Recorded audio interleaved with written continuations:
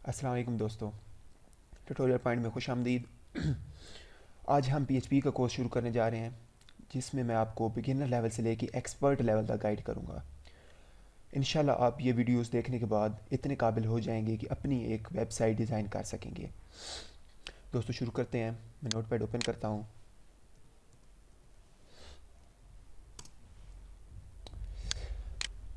दोस्तों, अगर आप एक अच्छे वेब डेवलपर बनने चाहते हैं तो आपको ये लैंग्वेजेस, 4 लैंग्वेजेस आनी चाहिए। HTML, CSS, जावास्क्रिप्ट और PHP। इन 4 लैंग्वेजेस को यूज़ करके आप एक अच्छी डायनेमिक वेबसाइट डिज़ाइन कर सकते हैं और एक अच्छे वेब डेवलपर बन सकते हैं। तो शुरू करते हैं। PHP what is PHP? PHP PHP क्या है? PHP is a server side scripting language. दोस्तों, PHP एक सर्वर साइड स्क्रिप्टिंग लैंग्वेज है जिसके अंदर आप डायनेमिक वेबसाइट्स और एप्लीकेशन डिज़ाइन करते हैं। डायनेमिक से मुराद मुतहरिक, जिनके साथ यूज़र इंटरेक्ट कर सकता है। जो HTML और CSS में हम डिज़ाइन करते हैं वेबसाइट्स, वो स्टैटिक वेबसाइट्स होती हैं, उनके साथ यूज़र इंटरेक्ट नहीं कर सकता।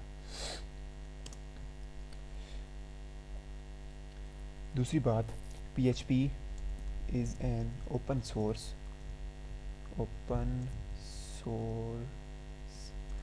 Scripting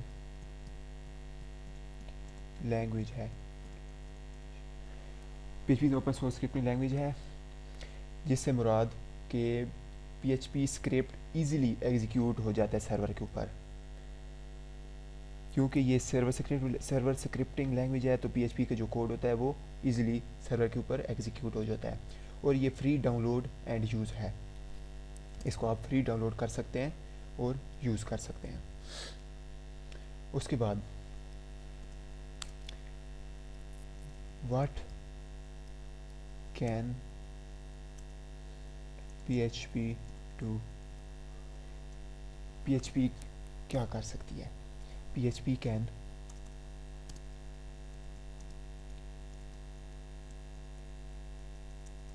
generate PHP can generate dynamic pages।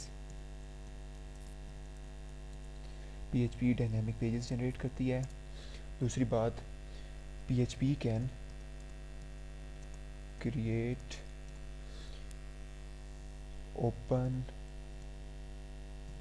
Read write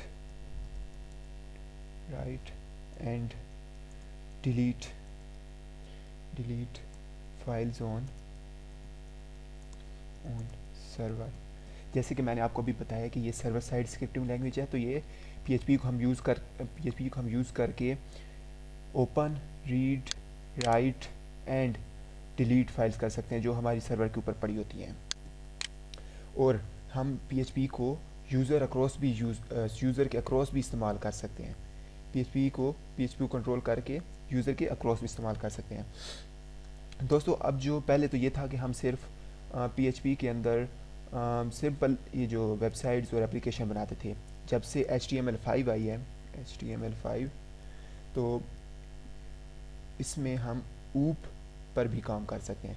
using HTML5 हम ऊप पर भी काम कर सकते हैं, जिससे हम जो डेस्कटॉप एप्लीकेशंस होती हैं, जैसे कि हमारे सॉफ्टवेयर्स होते हैं जो कि ऑफलाइन होते हैं, उनको भी क्रिएट और डिज़ाइन कर सकते हैं।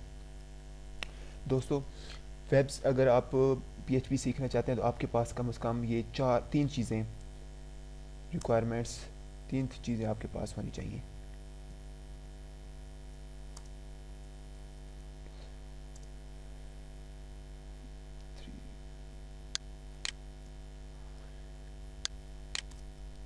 फर्स्ट, आपके पास वेब सर्वर होना चाहिए। ये क्यों होना चाहिए मैं अभी आपको बताता हूँ। दूसरा, आपके पास डेटाबेस होना चाहिए। तीसरा, आपके पास एक टेक्स्ट एडिटर होना चाहिए। दोस्तों, फर्स्ट वेब सर्वर क्यों? वेब सर्वर क्योंकि ये एक सर्वर साइड स्क्रिप्टिंग लैंग्वेज है, तो हमारे पास एक वेब सर्वर होना चाहिए जिसके ऊपर हम इसको एग्जीक्यूट कर सकें। दूसरा, डेटाबेस।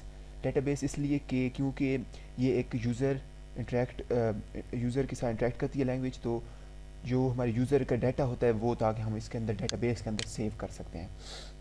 तीसरा, टेक्स्ट एडिटर। टेक्स्ट एडिटर मतलब इसलिए कि ताकि इसका हम जो कोड लिखते हैं वो हम टेक्स्ट एडिटर के अंदर लिख सकते हैं। ये 3 रिक्वायरमेंट्स अगर आपके पास हैं तो आप PHP का कोड एग्जीक्यूट कर सकते हैं। तो नेक्स्ट वीडियो में आपको बताऊंगा कि किस तरह आप कौन सी सॉफ्टवेयर लाइक XML और Notepad++ यूज़ करके और आपको किस तरह हम इसको एग्जीक्यूट कर सकते हैं।